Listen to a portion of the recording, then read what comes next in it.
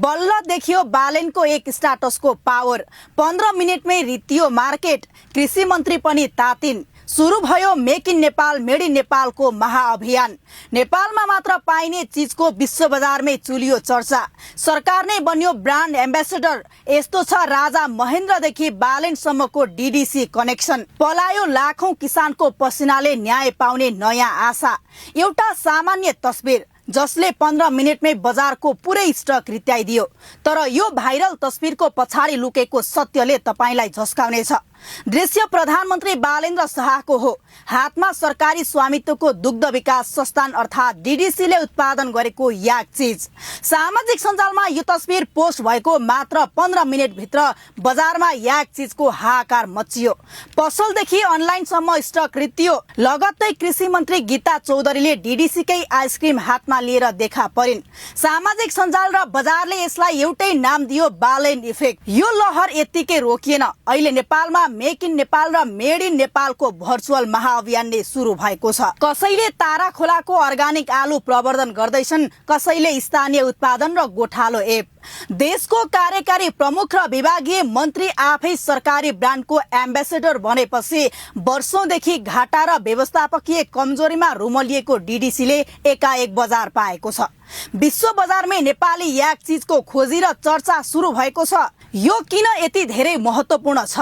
किनकि 2026 सालमा तत्कालीन राजा महेन्द्रले ग्रामीण किसानको दुग्ध संकलन र वितरणलाई व्यवस्थित गर्दै किसानलाई दिगो आय आर्जन गराउन जुन डीडीसीको स्थापना गरेका थिए, त्यो आज धराशयी अवस्थामा थियो।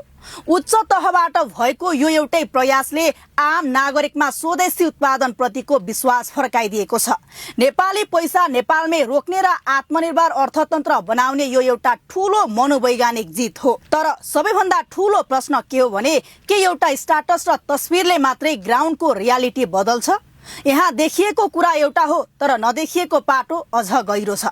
भनिएको कुरा र भएको व्यवहार बीचको दूरी यहीँबाट सुरु हुन्छ।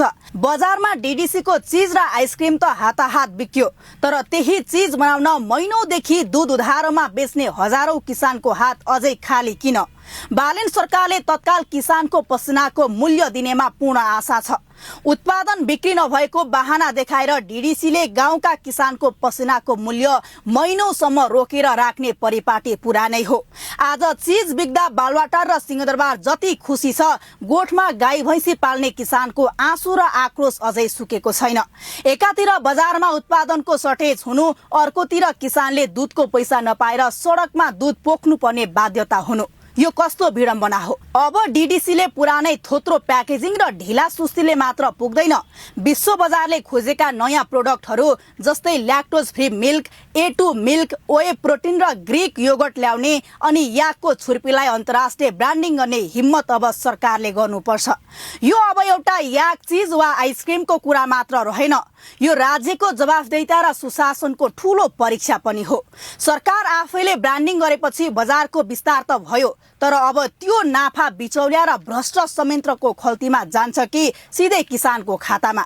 नीतिगत असफलता र व्यथितिले थलिएका सरकारी संस्थानहरूलाई एउटा भाइरल तस्बिरले क्षणिक अक्सिजन त देला, तर दीर्घकालीन उपचार पारदर्शी र इमानदार प्रणालीले मात्र गर्न सक्छ। प्रधानमन्त्रीज्यू, तपाईको एउटा तस्बिरले बजार तताउने तागत राख्छ भन्ने प्रमाणित भइसक्यो, तर अब त्यो तागत किसानको चुलो बाल्न प्रयोग होस्।